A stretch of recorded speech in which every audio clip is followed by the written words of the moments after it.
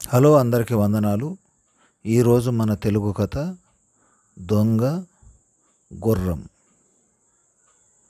బ్రహ్మపురి అనే గ్రామంలో సీతయ్య అనే రైతు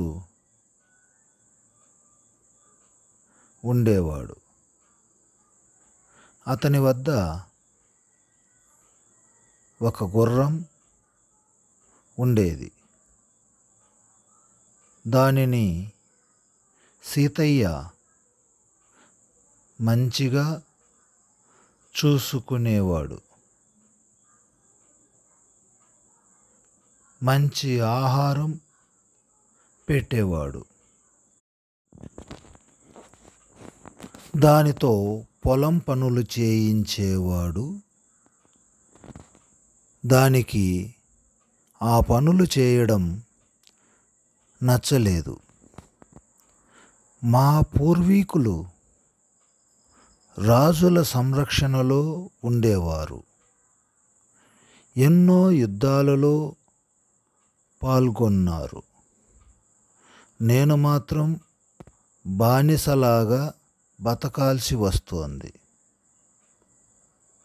ఎలాగైనా ఇక్కడి నుండి వెళ్ళిపోవాలనుకుంది. ఒకరోజు రాత్రి దొంగ సీతయ్య ఇంటికి దొంగతనానికి వచ్చాడు. ఆ సమయంలో అతడు గాఢ నిద్రలో ఉన్నాడు. దొంగ తన చేతికందిన వస్తువులన్నీ మూటగట్టుకున్నాడు.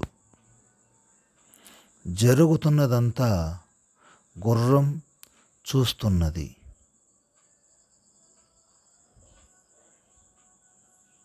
యజమానిని మాత్రం అప్రమత్తం చేయలేదు. తన పని ముగించుకుని వెళుతున్న దొంగను,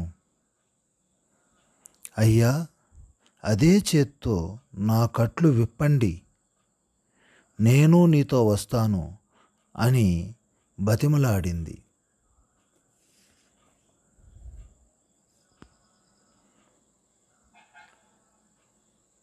దానికి దొంగ నవ్వుతూ, నేను దొంగను, దొంగతనం చేస్తున్నట్లు తెలిసి కూడా యజమానిని లేపలేదు. నిన్ను పోషిస్తున్న యజమాని పట్ల నీకు కృతజ్ఞత లేదు. నీలాంటి దాన్ని వెంట వించుకోవడం తప్పు అన్నాడు. గుర్రం బుద్ధి తెచ్చుకుని ఆనాటి నుండి అన్ని పనులు చేయసాగింది. ఈ కథ యొక్క నీతి: యజమాని పైన విశ్వాసం లేని వారు ఎప్పటికైనా ముంచుతారు. మరి ఇలాంటి ఎన్నో ఆసక్తికరమైన తెలుగు కథలను చక్కటి చేతివ్రాతతో రాస్తూ చదవడం నేర్చుకోవడం కోసం మన ఛానల్ ఇప్పుడే సబ్స్క్రైబ్ చేయండి, లైక్ చేయండి, షేర్ చేయండి. అందరికీ ధన్యవాదాలు.